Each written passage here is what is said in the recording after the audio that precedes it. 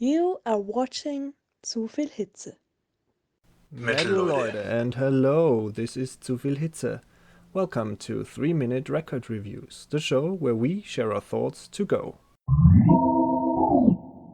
Today we are talking about the Swedish melodic death metal band Arch Enemy and their new record Deceivers, released by Century Media in August 2022. The record is 45 minutes long and has 11 tracks. Leading up to the record, they released a whole of 5 singles, which is almost half of the record. The first 3 songs were released: Handshake with Hell, Deceiver, and In the Eye of the Storm. Furthermore, they released Sunset Over the Empire and House of Mirrors. Now, let's get straight to it. What worked? Arch Enemy are mostly known as a melodic death metal band, and they really didn't mix things up a lot along the way. However, they did switch vocalists twice. First, they had Johan Liva on vocal duty until 2000. Then Angela Gozzo took over until 2014. She retreated, she's still managing the band. Now they have Alyssa Whiteglass, who started out as frontwoman of The Agonist until she switched to Arch Enemy in 2014. And usually, if bands change their lead vocalist, it means that there are also at least some changes made to the sound. However, in the case of Arch Enemy, they stayed a melodic death metal band until Elisa joined in 2014.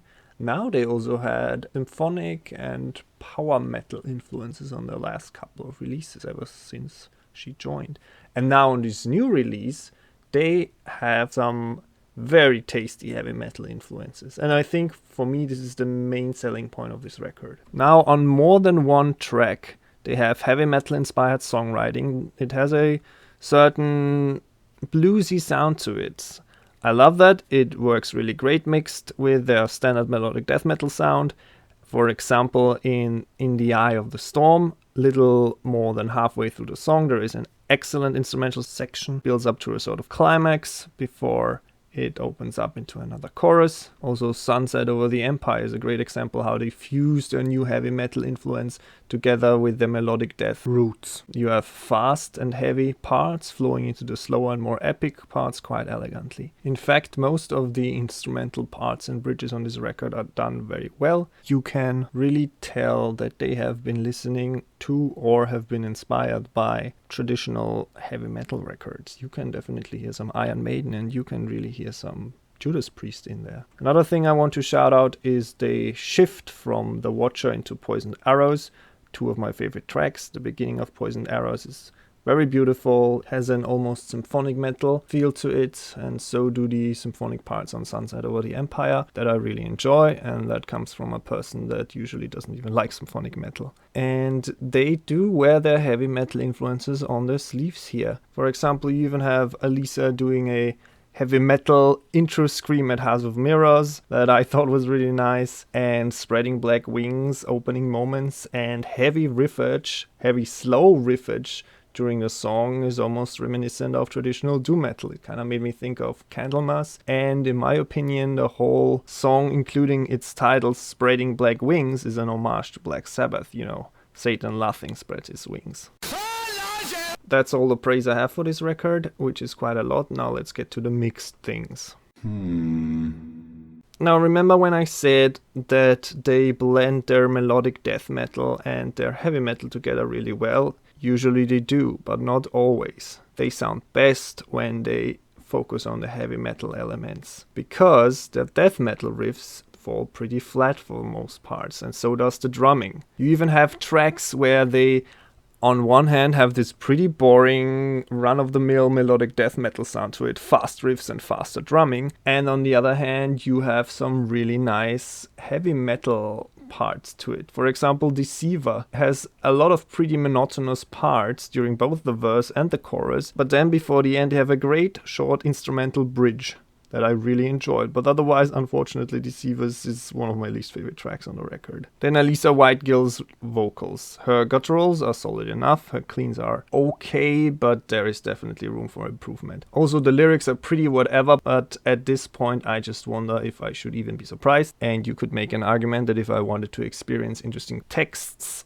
I could also go read a fucking book instead. The somewhat interesting instrumental intro Morning Star leads up to one of the worst tracks on the record, which was quite disappointing. That's a great segue to get into the things that didn't really work. Fortunately, there aren't too many things that didn't work. For example, Deceivers as a whole sounds very standard melodeath to me, and it's kind of boring. Then the Inception foghorns at the beginning of In the Eye of the Storm, I just wonder who thought this was a good idea, because it's not. Then there is a section in House of Mirrors where there isn't much happening besides some mildly interesting drumming, where I wonder, did they forget to put in an instrumental bridge here, because it really sounds like it. And the Hey Hey audience participation sections, like in Sunset Over the Empire or Spreading Black Wings, despite me really liking those tracks, are just a pet peeve of mine. I really dislike those. You shouldn't put those into the record. And then, just before it's over, oh boy, there is one last time. This track sucks. It's really bad. Like, it sounds like a totally failed power ballad. It sounds like something that, I don't know, maybe Sabaton would put out on a bad day. It's just a really bad track. I mean, I guess the verses are okay, but the chorus is kinda cringeworthy and is really giving me a headache. But that's it for the bad things that are happening on this record. My favorite tracks were In the Eye of the Storm, The Watcher, Poisoned Arrow, Sunset Over the Empire, and Spreading Black Wings. And my least favorite tracks were Deceivers, House of Mirrors, and the fucking one last time. So my final thoughts. This record really shines when it slows down, especially the drumming, and just gives the lead guitar melodies more breathing room and more time to shine. And when you pair that up with Alice's rough vocals, it really works well together. Who would have thought that her vocals work so well against heavy metal riffing? If you want to listen to something similar, you can listen to At the Gates or Bellacore for more great melodic death metal. You can listen to Imperial Circus, Dead Decadence, or Eponymous for melodic death metal with femme vocals. Or if you really enjoyed the riffy heavy metal influence on that record, you might enjoy Camelot, a power metal band, or of course the classics, the almighty Judas Priest, or most new wave of British heavy metal bands like Iron Maiden. This was supposed to be a 3-minute plus review of Arch Enemy's Deceivers, and I already see it's probably around 7 minutes. Oh well. Please don't forget to like, share, subscribe. I'd be more than happy. Thank you for watching. This was Zu viel Hitze.